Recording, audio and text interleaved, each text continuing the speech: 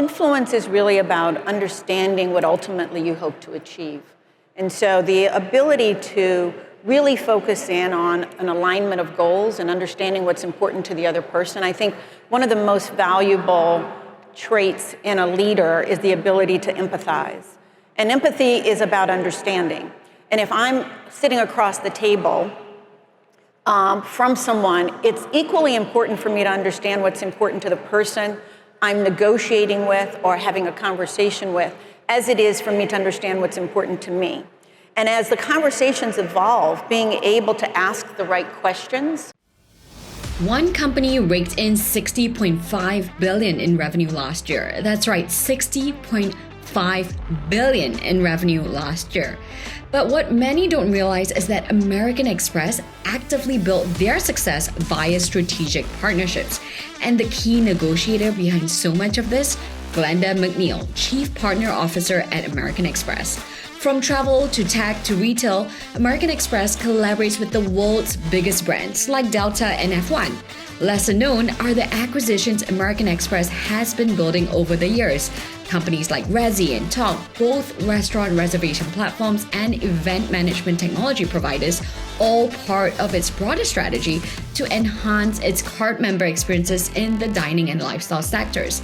More than selling cards, American Express is of course consciously selling a lifestyle. The results, a brand that remains relevant across generations, where more than 60% of their customer accounts today are Gen Zs and millennials. So ladies and gents, you're in for a treat this week. My panel with Glenda McNeal on the main stage of the largest convening of growth leaders at HubSpot Inbound just about a month ago in Boston. A special thanks to HubSpot for this great opportunity. Billion Dollar Moves podcast is of course proud to be backed by the HubSpot Media Network. Enjoy!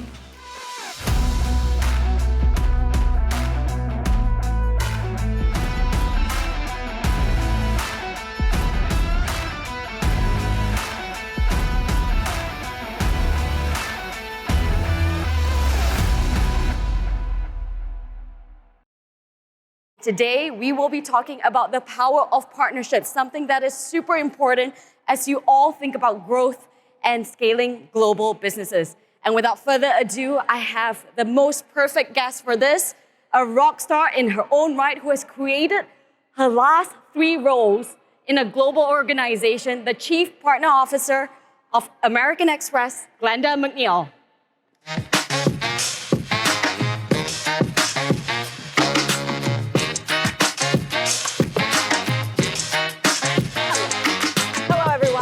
Hey Glenda, how are we feeling today? I'm feeling great. We were pumping our fists up earlier because this is a topic that you and I care about so deeply because we are driving global businesses.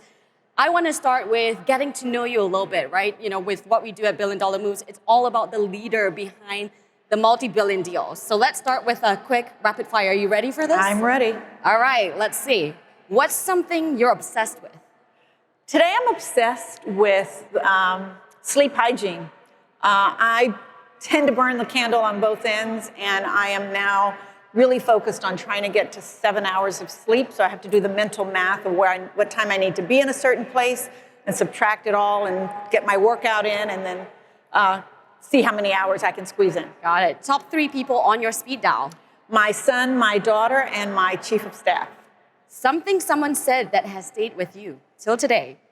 Own your own. And that's really a message of independence and empowerment.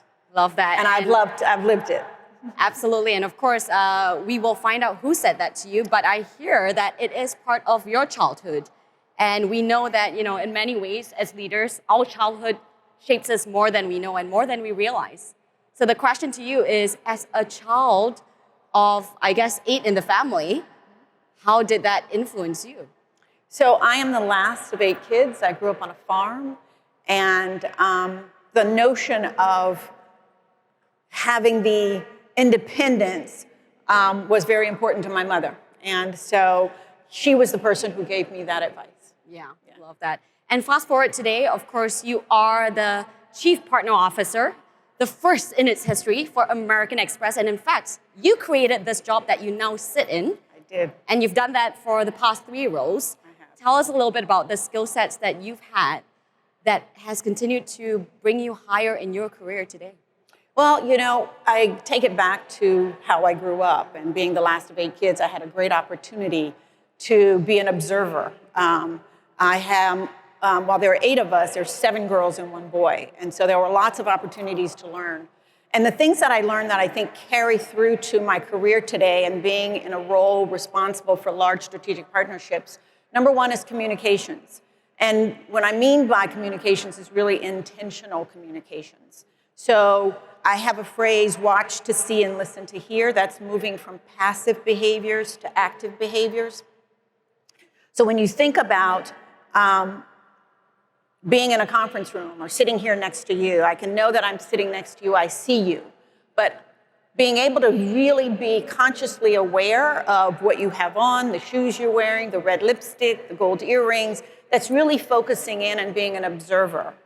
And there's power in that because you can actually see how people are behaving, what their body language is saying, what their facial expressions are.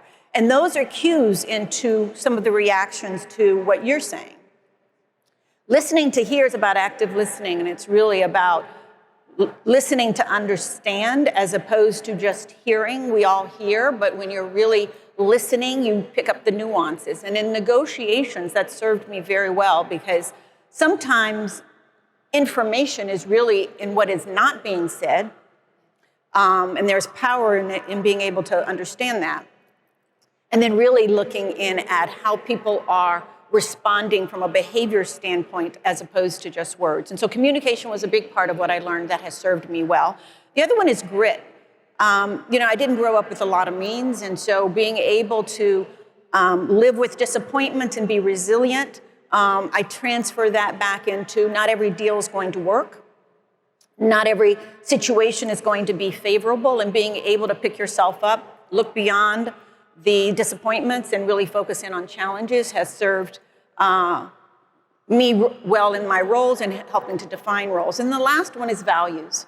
I grew up in a family where values was very important. And so the ability to be centered in integrity, know right from wrong, have conviction in your beliefs, allows for stability, particularly in situations where there's a lot of uncertainty.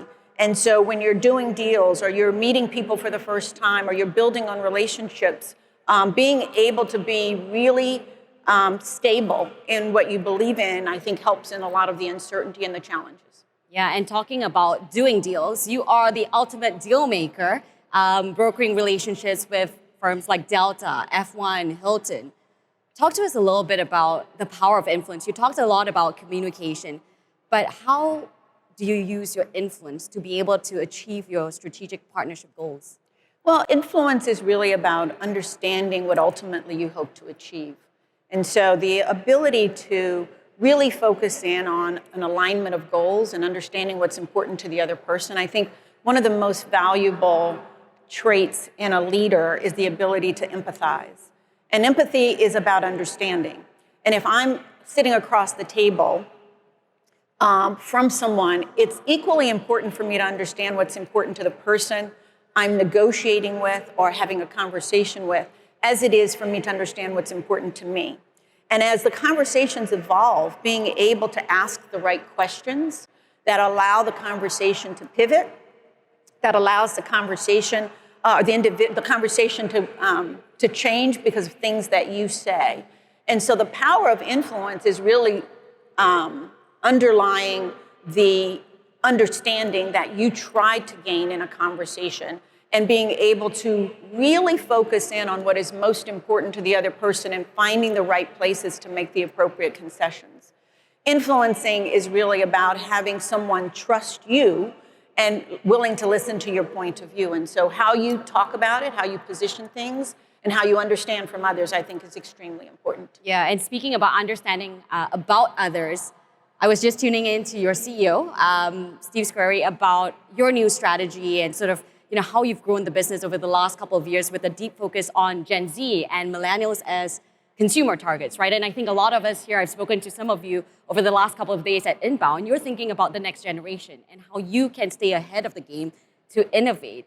And for Amex, not many people know this, but it's something like 60% of your new customer acquisitions are Gen Z and millennials. Yes. How do you lean into a whole new demographic and how do you stay relevant? But if you think about American Express many years ago, it had the reputation of being for affluent people, for business folks, for people who love to travel. And we spent a lot of time thinking about our brand and the relevance of our brand across multiple segments. I think people are surprised with the number of Gen Z and millennials who, as their first card, are willing to get the platinum card for $695. The reason for that is really because we have a membership model that really focuses across segments. And so there's a baseline premise of always delivering relevant value to our card members. With Gen Zers, the focus has been very similar to the ethos of how we manage relationships with our card members is what's important to them. We're an experiential brand. We're not just a credit card.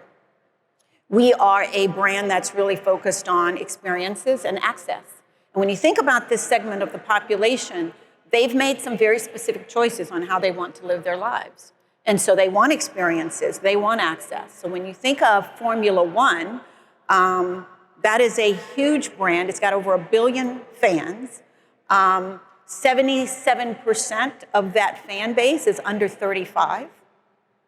And if I bring it back to the question on relevance, for the inaugural Las Vegas Grand Prix in November of last year, over 50% of the attendees were Amex card members. So the transactions were purchased on an American Express card.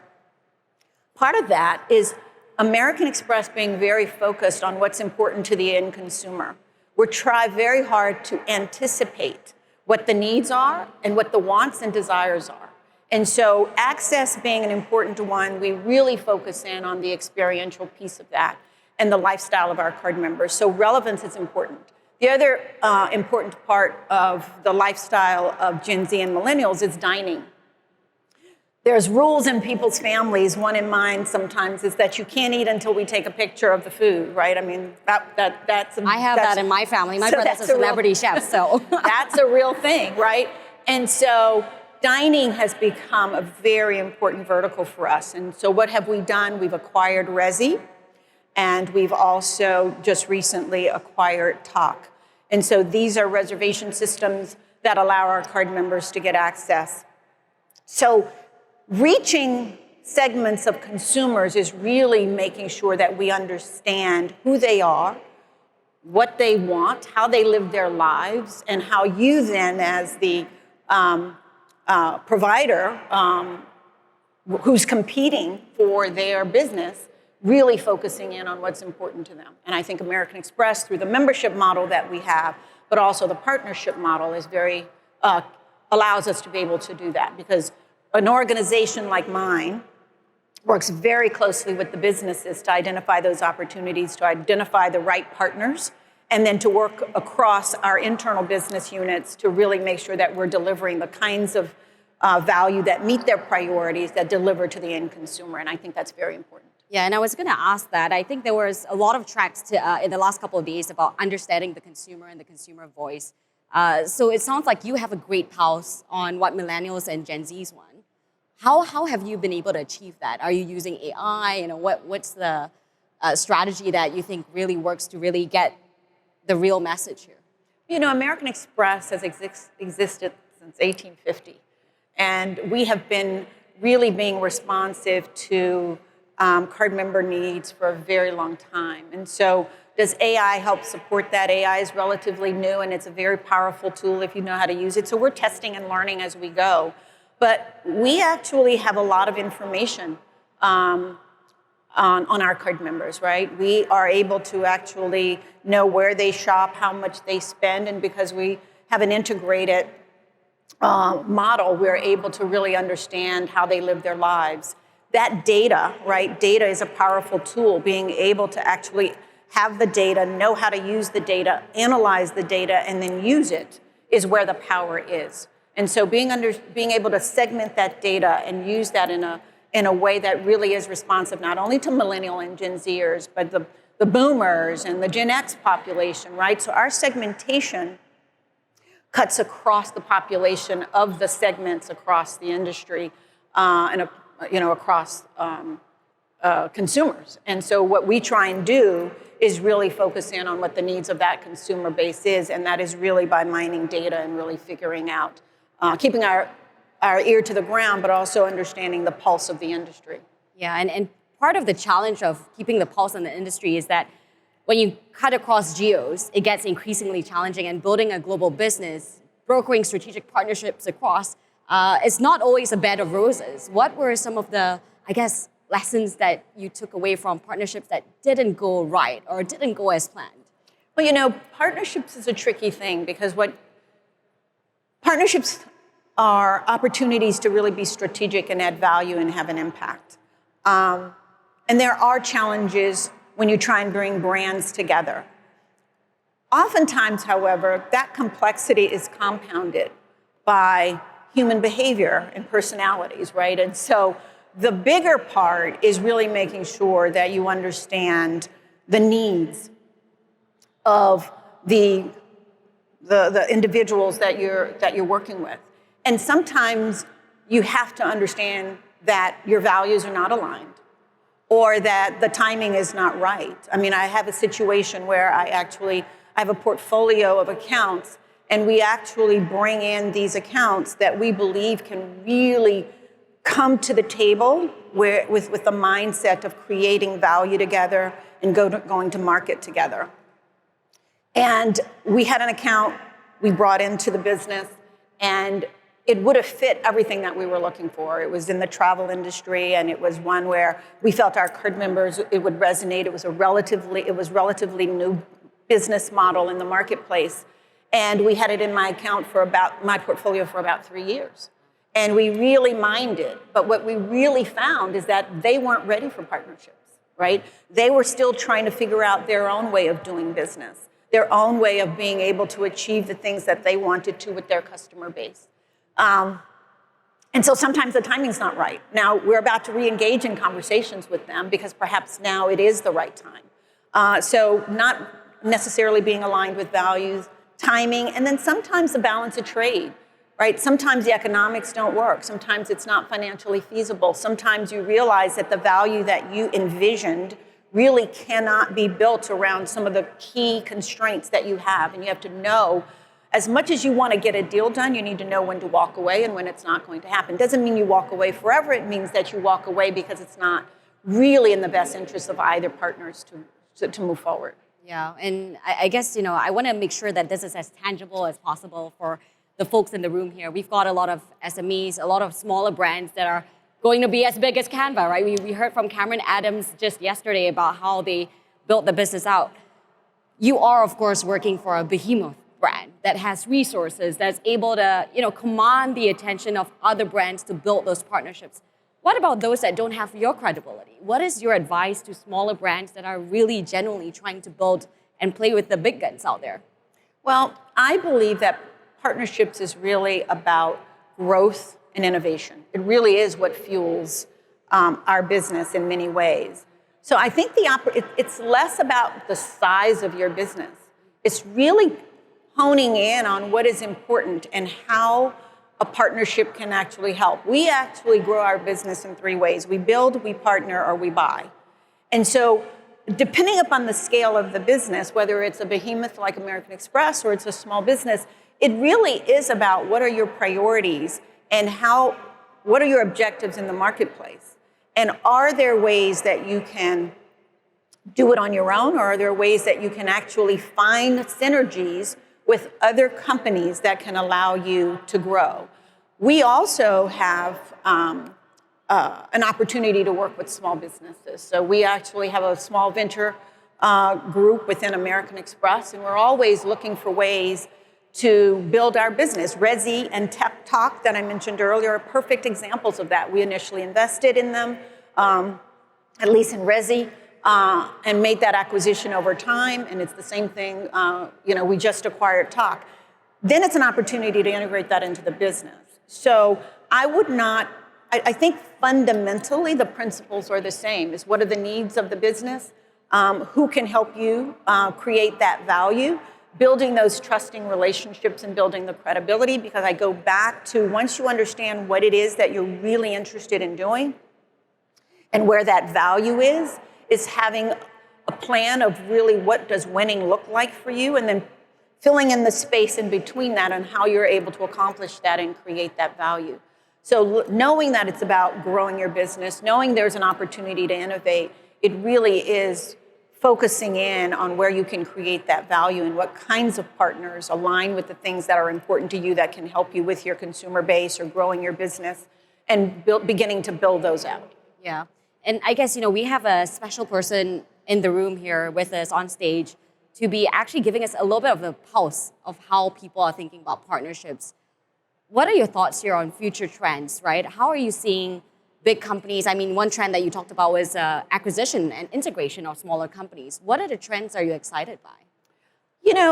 I think the idea of continuing to understand how consumers are living their lives, right? The experiences that people are looking for, that's really what we focus on. Because trends come and go, and we definitely want to stay on trend, but it doesn't really define how we do our business, right? It's really about anticipation around the things that we know about our consumers. We also have another group, a segment of consumers that we talk to, which is really the prospects, those that don't accept the American Express card. So understanding their lives and what's stopping them from taking an American Express card. But better said, really, is creating that access and experiences that they want to be a part of, right? So things like Formula One, which we had not done and really wasn't as far on the map as we have it today until Drive to Survive came, right? And then it became all the rage. But retail is changing, and what does that mean, right? Direct to consumer versus being in store, and how we can be more digitally advanced. So the digital first versus brick and mortar. But we also have to strike that balance, because we also saw that if you go too far, like we saw during the pandemic, right?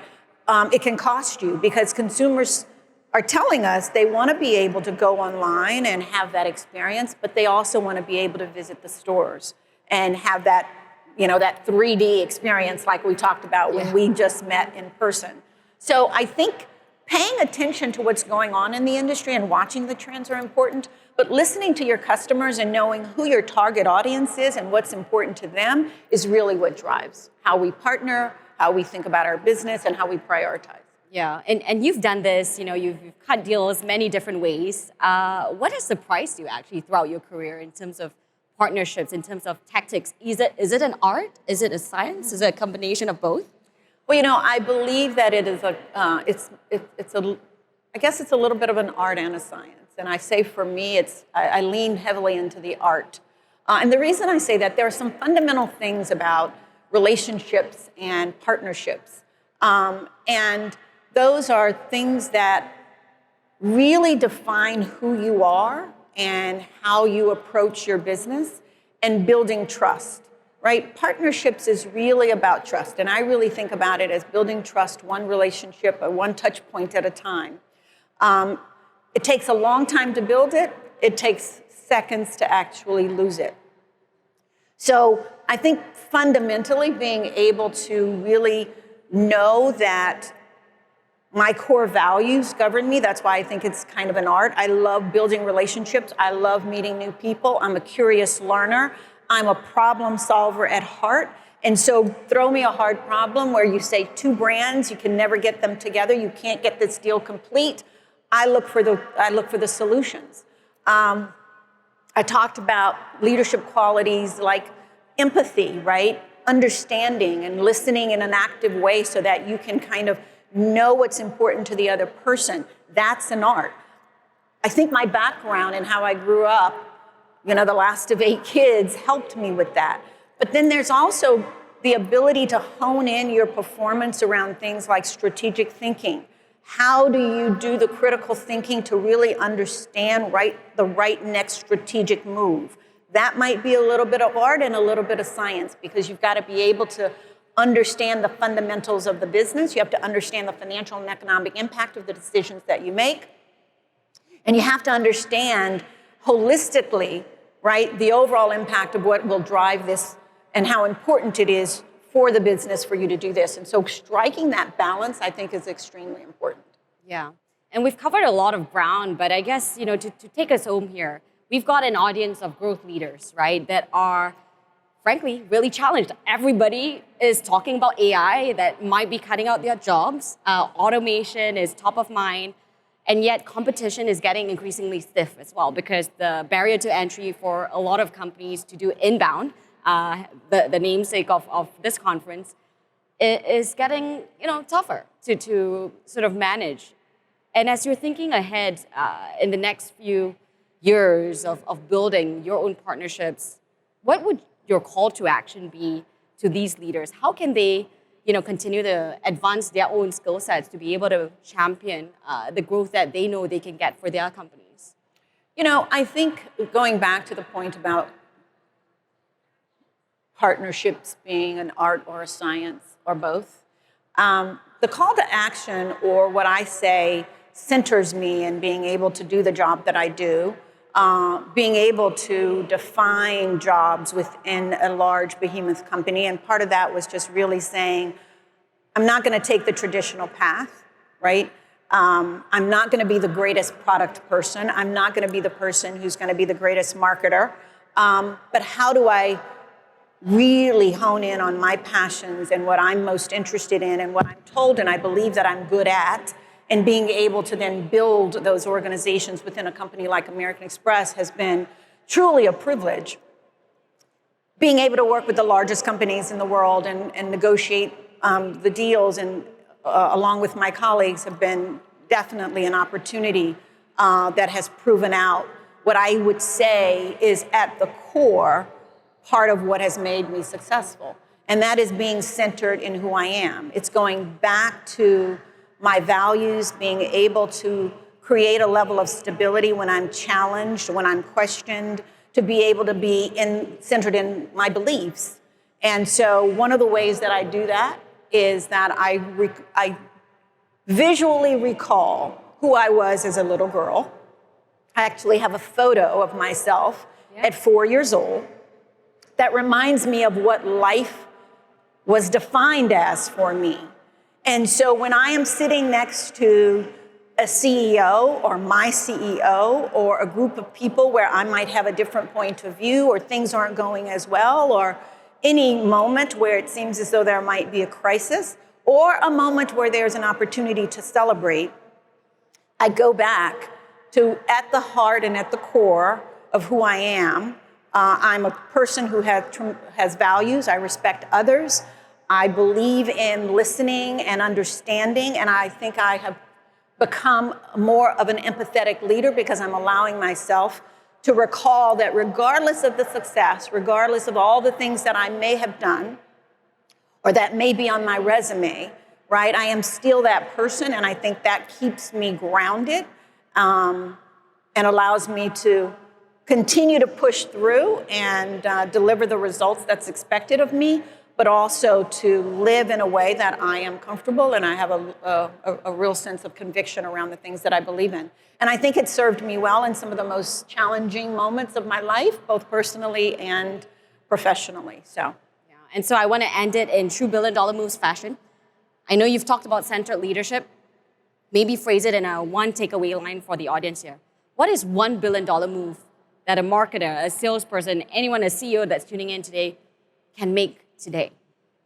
I think it's understanding who your customers are and understanding what the needs of that customer is, and then being very clear about your company and what service you can define and deliver in a differentiated way. American Express is a company that provides credit cards, and we compete in a very specific landscape and financial industry. But the reality is, when you think of American Express, you think of more access, you think of experiences, and you think of lifestyle. So how can you differentiate your business? How can you really reach customers in a way that's very different so that consumers want to do business with you, and partners find value in partnering with you in order to make an impact in the marketplace. Love that. And with that, Glenda McNeal, a round of applause for her billion-dollar moves. Let's get a high five. And thanks so much for tuning in this week. You can subscribe wherever you get your podcasts and follow our socials on Sarah Chen Global to get the latest on the show. It would really help me out too if you enjoyed this to rate and review our show on Apple Podcasts and share your favorite episodes with a friend.